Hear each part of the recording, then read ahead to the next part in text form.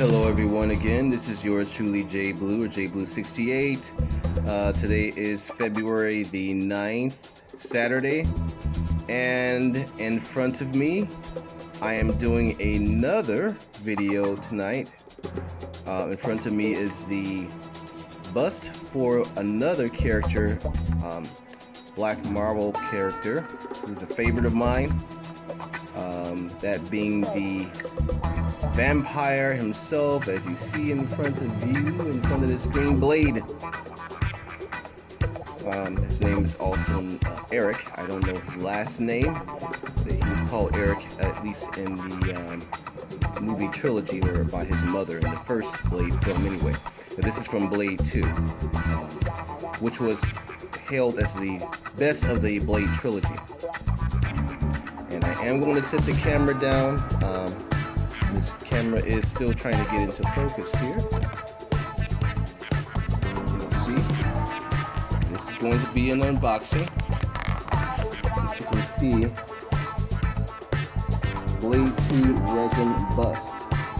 Design, sculpt, and paints by Martin Canale and Pablo Vigiano. Let's see. Now, I actually got this from a dealer. I've had this for some time,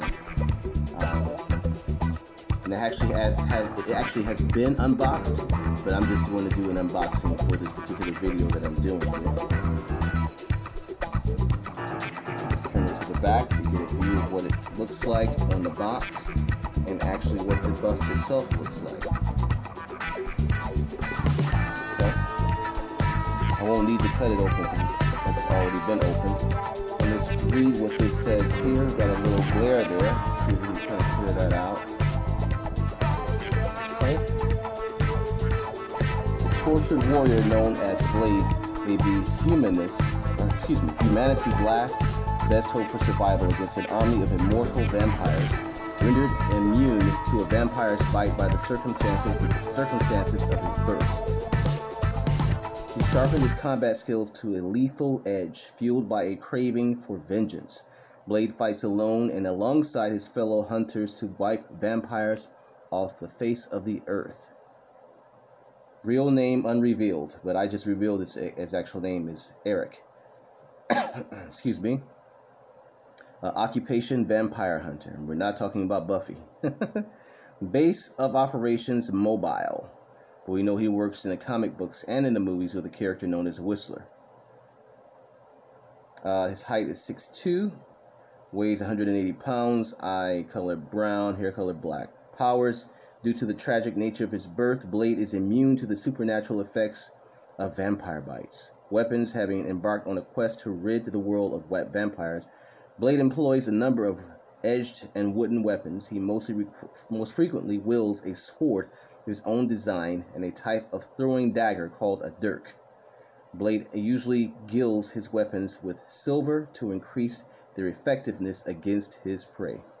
And you see the Marvel logo there. This was designed by a corporation that I'm not sure if they're still in existence, but dynamicforces.com, and I'll leave the link below in the description box if anyone's curious to see if they actually still are. I haven't checked myself personally. Okay, let's turn it back to the front here. Kind of move it back here so you can see the comic book itself too. This is a Blade comic book.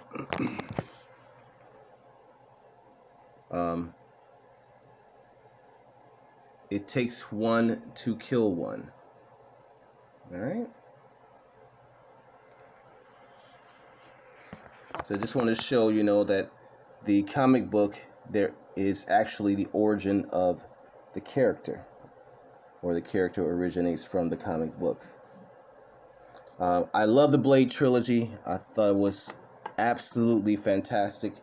The third one is the third Blade movie actually introduced to the world in a different scope Ryan Reynolds.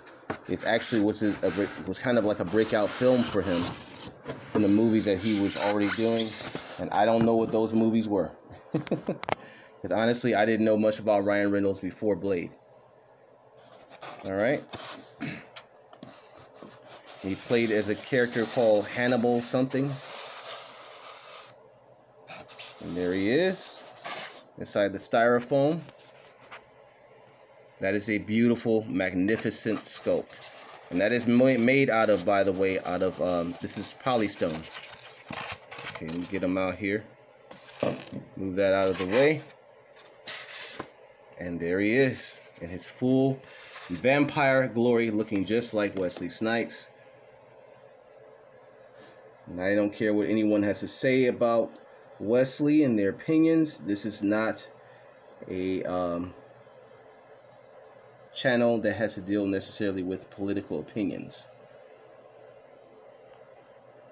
But I will say Wesley Snipes is the only person I would ever want to see play as Blade. And should they finally decide what they're going to do with that character, I still would like to see him return, even as a sort of sage in a new Blade trilogy. I know that in the comic books, Blade has joined the Avengers. And to what capacity that is, I don't know, because I don't have those books just as of yet. But let's turn him around here. And there's Dirk. Look how well sculpted that is, man. And that looks just like him, complexion-wise and everything. His side facial profile, beautiful. And he even has the vampire glyphs, hieroglyphs around the base of the figure. His sword, right there, and even the tattoos on his neck. Get that a little closer there so you can see. The tattoos on the neck, look at that. The haircut and everything. And you have to admit, that is awesome. That is absolutely awesome, man. That's Wesley all the way. I truly am hoping to see Marvel in their next phase of films bring Blade back. It would have been magnificent if the Marvel Netflix deal would have worked out. Probably would have happened is they would have brought a Blade series to Netflix, which would have been great, because again, Netflix doesn't have any particular barriers of R-rated films within their genre, in their type of movies, I should say. Not genre, that was the wrong word. Within the type of films and TV series that they allow on their streaming network. So that would have been a great thing to see. I'm a little nervous of how this will possibly be done under the Disney Mouse House. We'll see. So there he is, everyone. Blade. In his full glory for Black History Month. And our lineup of black heroes, superheroes, and comic book characters. And that's it. That's all. Peace, love, and hair grease.